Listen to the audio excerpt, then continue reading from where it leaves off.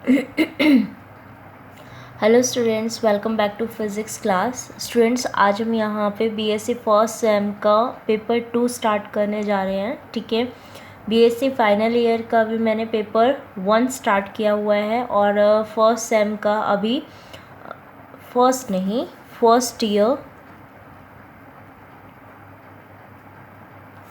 Second same first year का second same का paper 2 start करने जा रहे हैं, electromagnetic induction and electronic devices. ठीक है, तो सबसे पहले इसके अंदर हम यूनिट वाइज करते जाएंगे। ठीक है, पहले फर्स्ट यूनिट, फिर second unit and then third unit start करेंगे। तो अभी हम जो करने जा रहे हैं वो यूनिट 1 स्टार्ट करने जा रहे हैं, यूनिट 1।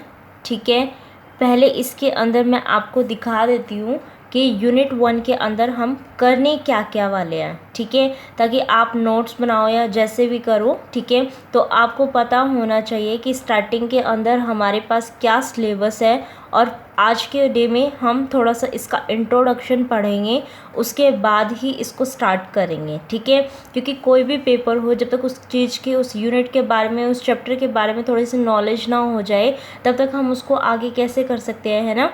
तो सबसे पहले आज क्या काम करते हैं, पहले ये देखते हैं कि हमारे टॉपिक्स कौन कौन से पढ़ने हैं हमें फर्स्ट यूनिट के अंदर, और फिर उसको स्टार्ट करेंगे। ठीक है, तो सबसे पहले मैं आपको दिखा देती हूँ इसका सिलेबस क्या क्या है।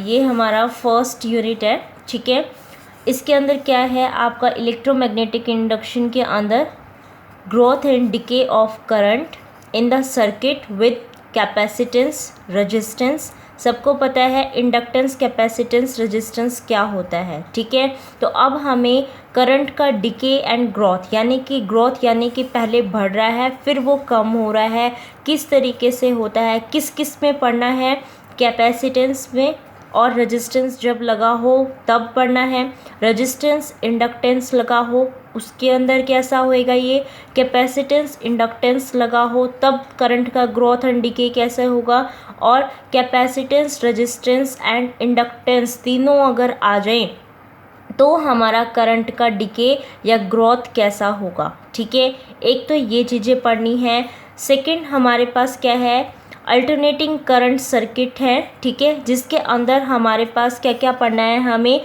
कैपेसिटेंस एंड रेजिस्टेंस अगर होगा तो हमारा कैसे क्या रिज़ल्ट आता है वो पढ़ना है। रेजिस्टेंस एंड इंडक्टेंस लगा हो तब, कैपेसिटेंस एंड इंडक्टेंस हो तब, कैपेसिटेंस इंडक्टेंस रेजिस्टेंस सीरीज़ में हो एंड पैरेलल में हो तब हमारे पास क्या रिजल्ट्स आते हैं, एंड क्वालिटी फैक्टर्स। हमें ये दो चीज़ पढ़नी है। तो आपने इसके अंदर एक गौर किया होगा कि ऊपर का जो है वो तो हमारा एक अलग टाइप का काम हो गया। ठीक है, यानी कि इलेक्ट्रोमैग्नेटिक इंडक्शन से रिलेटेड करंट की ग्रोथ एंड डिके देखनी है इसमें तो, और ये जो है वो हमारे पास कौन सा है, अल्टरनेटिंग करंट सर्किट के साथ डील करके हमें यहाँ पे ये चीज़ें कैलकुलेट करनी है इन चीज़ों के साथ, कि अगर ये दो चीज़ कनेक्ट होंगे आपस में तब क्या रिज़ल्ट आएंगे, इसके तीनों होंगे सीरीज़ में होंगे तब कैसा होगा, पैरेलल में होगा तब कैसा होगा, और क्वालिटी फैक्टर क्या होता है। तो हमें ये सारी चीज़ें इसके अंदर पढ़नी है। ठीक है, तो अभी हम स्टार्ट जो करने वाले हैं वो हमारा फर्स्ट यूनिट का फर्स्ट पार्ट स्टार्ट करने वाले हैं। तो फर्स्ट यूनिट के अंदर, फर्स्ट पार्ट के अंदर हमें सिर्फ अभी इतना ही देखना है, राइट। तो अगर हमें इतना देखना है तो सबसे पहले ये चीज़ देखो कि इसके अंदर स्टार्टिंग कहाँ से हो रही है। स्टार्टिंग हो रही है आपकी इलेक्ट्रोमैग्नेटिक इंडक्शन के बारे में। ठीक है, तो इसका मतलब हमें सबसे पहले यही समझना होगा कि एक्चुअली में इलेक्ट्रोमैग्नेटिक इंडक्शन क्या चीज़ है। ठीक है, और करंट कैसे इंड्यूस्ड होता है, कैसे क्या काम करता है, किसने किया था, क्यों किया था, ये सारी चीज़ें हमें जानना सबसे पहले बहुत ज़रूरी है ना। तो सबसे पहले हम उसी चीज़ को समझते हैं कि इलेक्ट्रोमैग्नेटिक इंडक्शन आया कहाँ से, कौन लेके आया, क्या एक्सपेरिमेंट किया गया, क्या रिज़ल्ट आए, क्या लॉज हुए इसके। तो ये एक बारी थोड़ा सा ओवरव्यू आज के लेक्चर के अंदर कर लेते हैं, उसके बाद हम नेक्स्ट उससे इनके ये टॉपिक्स को भी एक एक करके डिस्कस करेंगे, राइट। तो चलो करते हैं स्टार्ट। सबसे पहले देखो जैसे मैं आपको बता रही हूँ वैसे ही करते जाओ। अगर आपके पास बुक भी नहीं है तो भी आपको कोई दिक्कत की बात नहीं है, ठीक है। मैं नहीं कहूँगी कि आपको बुक परचेज़ करनी है। तो चलिए स्टार्ट करते हैं। सबसे पहले इसकी इंट्रोडक्शन करते हैं।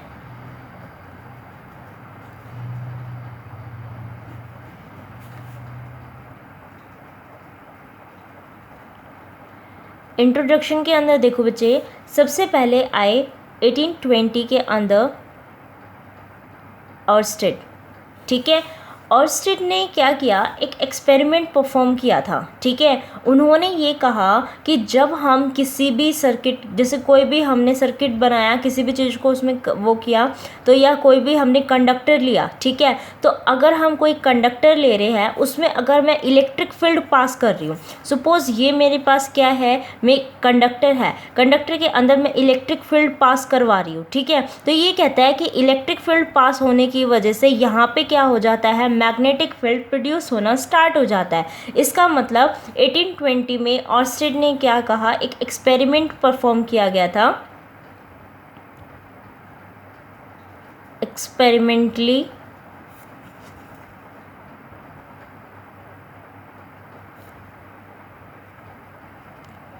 perform that magnetic field is produced around a conductor on passing electric current through it, ठीक है। तो यानी कि हमने कोई कंडक्टर लिया, उसके अंदर जब इलेक्ट्रिक फील्ड पास किया तो मैग्नेटिक फील्ड वहाँ पे प्रोड्यूस हो गया था, यानी कि हमने मैग्नेटिक फील्ड का प्रोडक्शन देख लिया। अब अगर ये चीज़ है कि इलेक्ट्रिक फील्ड देने के बाद मैग्नेटिक फील्ड प्रोड्यूस हो रहा है, तो एक बंदे के दिमाग में एक क्वेश्चन उठा कि क्या हम मैग्नेटिक फील्ड देने के बाद क्या इलेक्ट्रिक फील्ड को प्रोड्यूस कर सकते हैं। मैग्नेटिक फील्ड को देने के बाद कि क्वेश्चन क्या अराइज हुआ, तो क्वेश्चन आपका ये अराइज हुआ कि एन इलेक्ट्रिक फील्ड या electric current can be set up in a conductor by using magnetic field, कि क्या मैग्नेटिक फील्ड का यूज़ करके हम किसी कंडक्टर में इलेक्ट्रिक फील्ड को इलेक्ट्रिक करंट को प्रोड्यूस करवा सकते हैं। ये क्वेश्चन एक हुआ, ठीक है। तो उसके बाद इसके ऊपर काम स्टार्ट हो गया। जब इसके ऊपर काम स्टार्ट हुआ तो 1831 के अंदर, ठीक है, 1831 के अंदर दो साइंटिस्ट आए आपके, एक तो फेराडे एंड दूसरे थे हेनरी, ठीक है। हेनरी एंड फेराडे आपके दो साइंटिस्ट थे। जो फेराडे थे वो तो इंग्लैंड के थे और जो हेनरी थे आपके वो अमेरिका के थे, ठीक है। इन दोनों ने एक्सपेरिमेंट परफॉर्म किया और फिर ये देखा कि ऐसा है भाई, जो हमारा कोई भी कंडक्टर है उसके साइड में जितनी मैग्नेटिक फील्ड की जो मैग्नेटिक फ्लक्स है ना, यानी कि मैग्नेटिक लाइंस आई हुई हैं, ठीक है। तो जो हमारा मैग्नेटिक लाइंस उस सर्किट के अंदर प्रोड्यूस है, अगर हम उसके अंदर चेंज करेंगे ना तो हमारा इंड्यूस्ड करंट हमारा वहाँ पे प्रोड्यूस होना स्टार्ट हो जाएगा, ठीक है।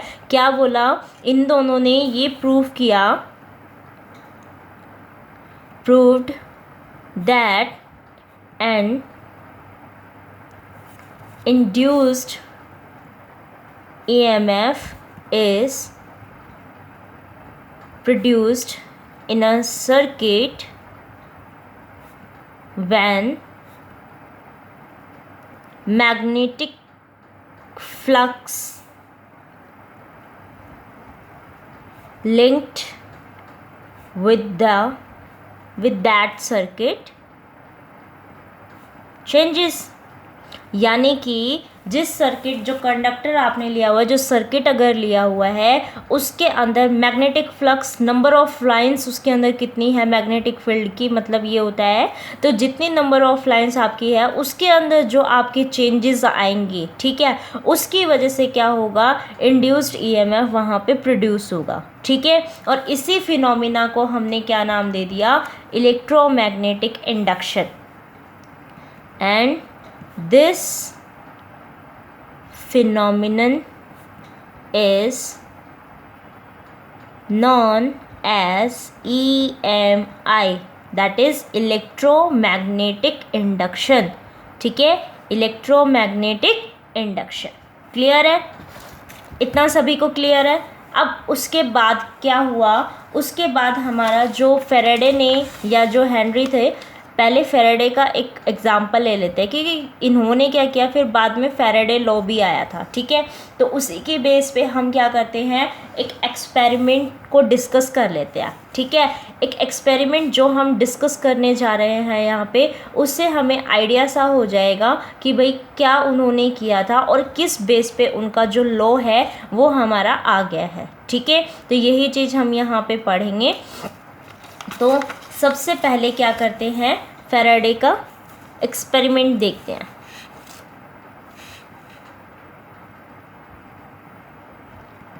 हेडिंग डालिए, experiments performed by Faraday on electromagnetic induction, ठीक है, कि इलेक्ट्रोमैग्नेटिक इंडक्शन के ऊपर उन्होंने क्या एक्सपेरिमेंट परफॉर्म किया था ये जानना ज़रूरी है, ठीक है।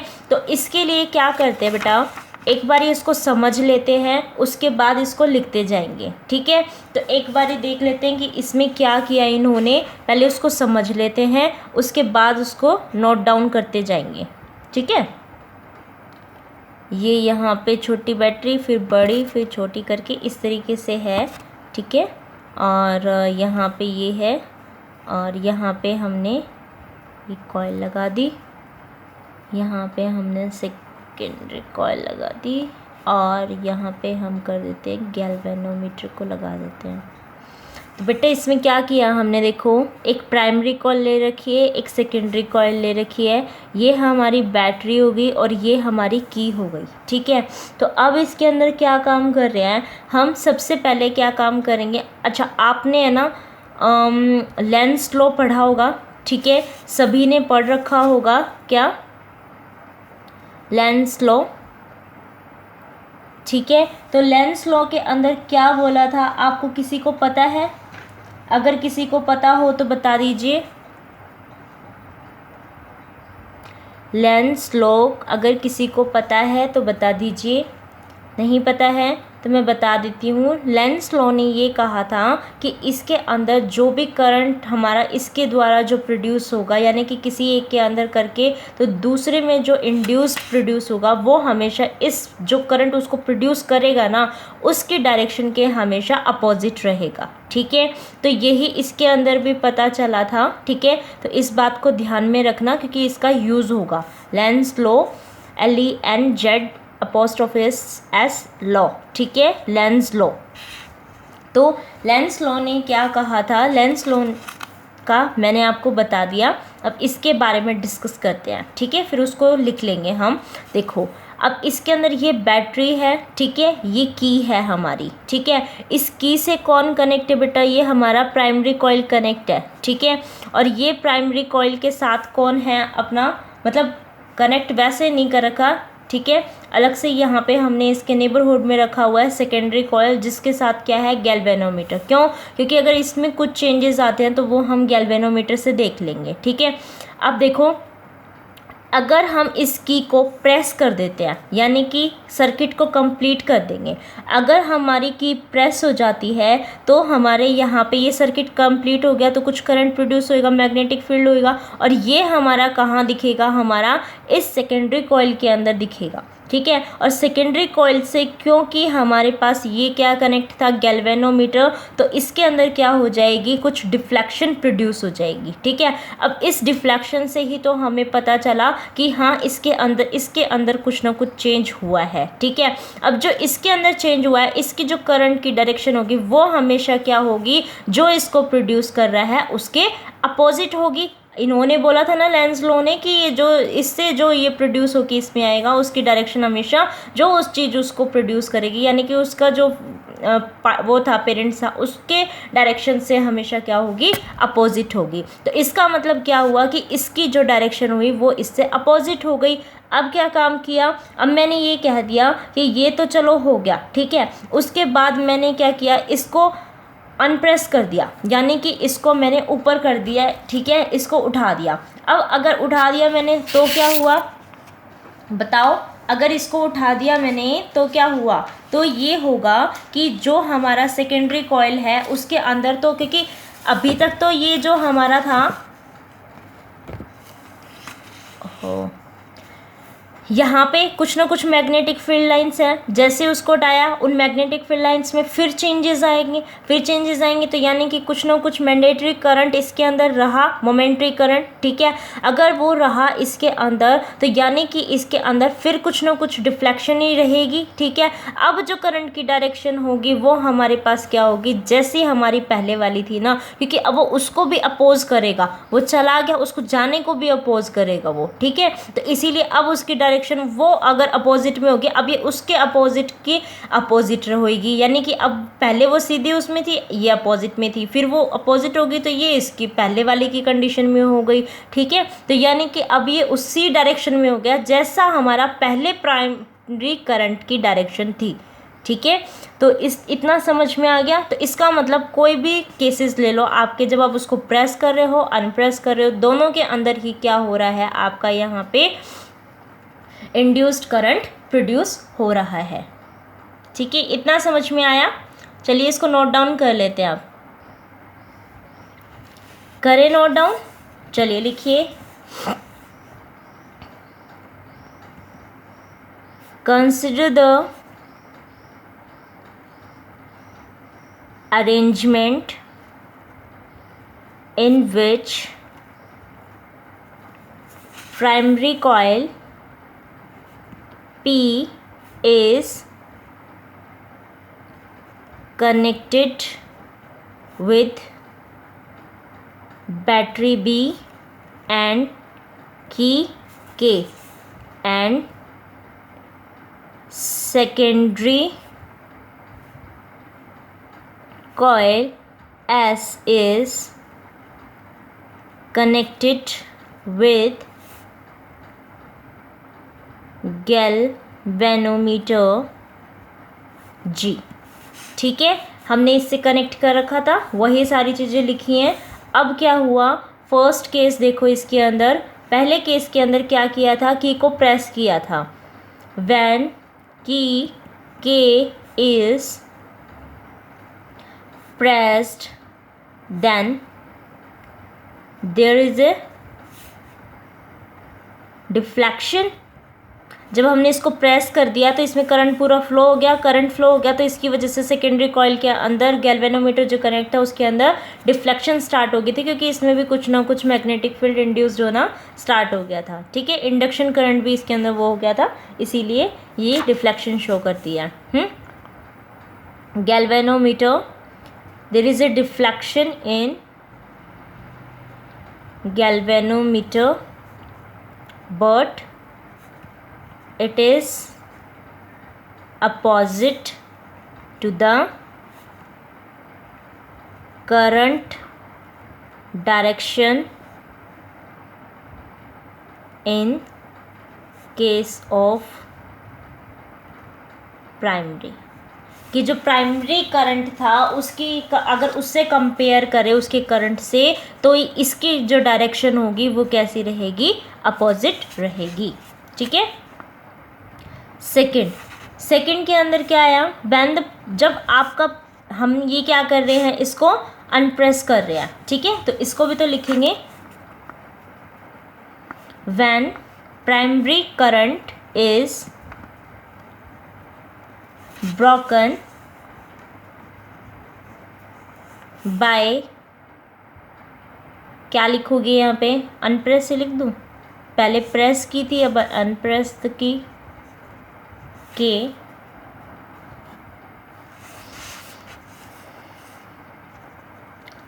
जब हमने इसको अनप्रेस कर दिया था तब भी हमने देखा कि यहाँ पे कुछ मोमेंट्री करंट था, ठीक है। Then there also a momentary current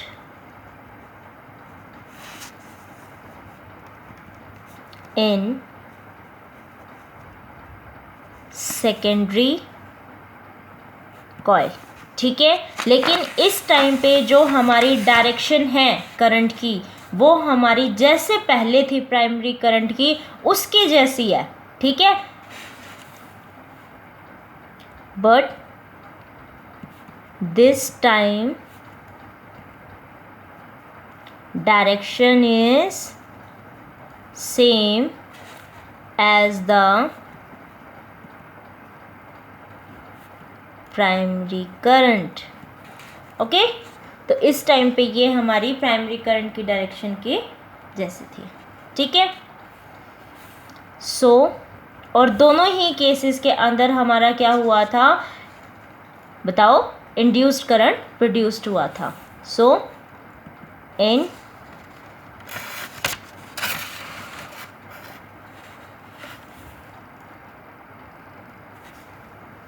एक minute, so in both cases induced current is developed in secondary coil, ठीक है। राइटिंग पे ना जाएं, जो नोट्स हैं प्रॉपर वे में उसको प्रिपेयर करें, ठीक है। तो इतना समझ में आ गया है। अब ये देखो कि यहाँ पे ये जो हमारा था ये तो हमने इसके बेस पे बता दिया, लेकिन फैराडे ने ईएमआई का लॉ भी तो दिया था जिसके अंदर हमें ये देखना था कि इसके अंदर जो मैग्नेटिक फील्ड लाइंस बन रही है, मैग्नेटिक फ्लक्स है जो हमारा, उसमें चेंजेस की वजह से ये सारा कुछ हो रहा है, ठीक है। तो उसके अंदर भी हम कुछ इसी तरीके से बताएंगे। कैसे, एक बार इस सर्किट को देखो। इस सर्किट के अंदर क्या है कि जब हम करंट को इसको हमने ऑन कर दिया, ठीक है। अगर हमने प्राइमरी इस सर्किट को कंप्लीट कर दिया तो इसमें करंट फ्लो होने लग जाएगा फर्स्ट वाले में, ठीक है। तो जो मैग्नेटिक फील्ड है वो हमारा इसके अंदर प्रोड्यूस हो जाएगा और सारी जगह हमारी मैग्नेटिक फ्लक्स हो जाएगा, यानी कि मैग्नेटिक फील्ड लाइंस जो है वो हमारी आ जाएंगी इसके अंदर, ठीक है। तो अगर हम इस करंट को, जो ये बैटरी है, इससे इसके अंदर जो प्राइमरी करंट है उसको ज़्यादा कर देंगे तो जो सेकेंडरी कॉइल है उसमें जो मैग्नेटिक फील्ड लाइंस प्रोड्यूस्ड होंगी वो भी तो इंक्रीज़ करने स्टार्ट कर देंगी, ठीक है। तो अगर वो इंक्रीज़ करने स्टार्ट कर गई, यानी कि हमने मैग्नेटिक फील्ड लाइंस को अगर चेंज कर दिया, मैग्नेटिक फ्लक्स को चेंज कर दिया, तो हमने देखा था ईएमआई यही कहता है अगर मैग्नेटिक फ्लक्स चेंज हो जाता है तो इंड्यूस्ड करंट प्रोड्यूस हो जाता है। तो अगर हमने ये चेंज कर दी तो यहाँ पे हमारी क्या हो जाती है, इंड्यूस्ड करंट प्रोड्यूस हो जाएगा, ठीक है। तो पहले इतने को लिख लेते हैं, ठीक है, फिर उसके बाद इसके दूसरे पार्ट को भी देखते हैं। पहले इसके अंदर इतना लिख लीजिए, पहले इतना लिख लेते हैं बच्चे, ठीक है।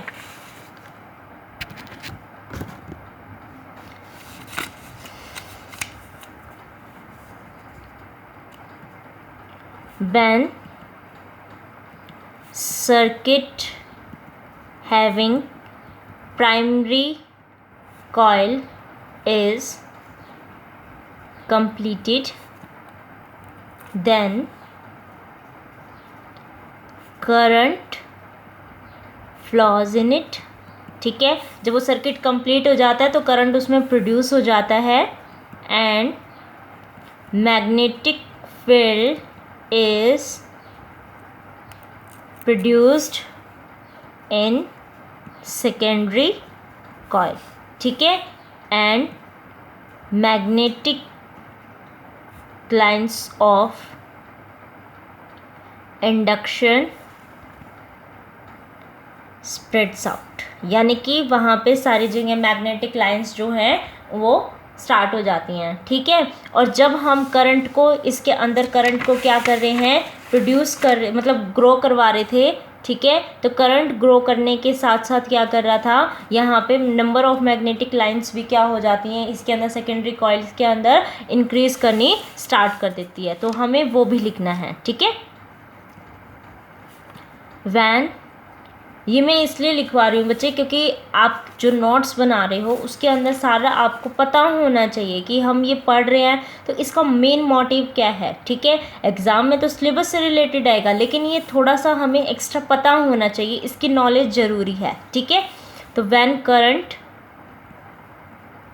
Gross magnetic lines of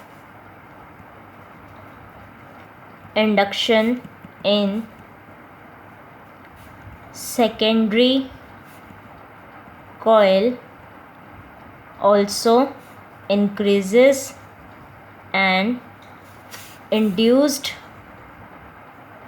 current is produced, ठीक है। तो हमारा जो इंड्यूस्ड करंट है वहाँ पे वो क्या हो जाएगा, प्रोड्यूस हो जाएगा, ठीक है। तो अब देखो, अभी तक तो हमने ये कहा था कि हाँ इससे ये हो गया, यहाँ पे इंक्रीज़ किया तो ये इंक्रीज़ कर गया।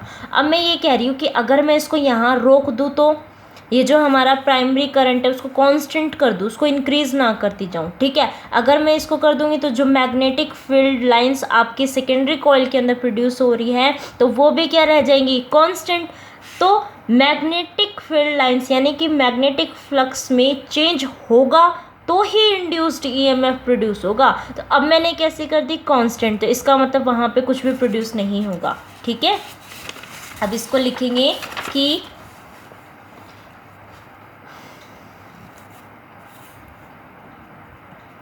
when primary current become steady, यानी कि उसको कांस्टेंट कर रहे हैं, then magnetic field lines in secondary coil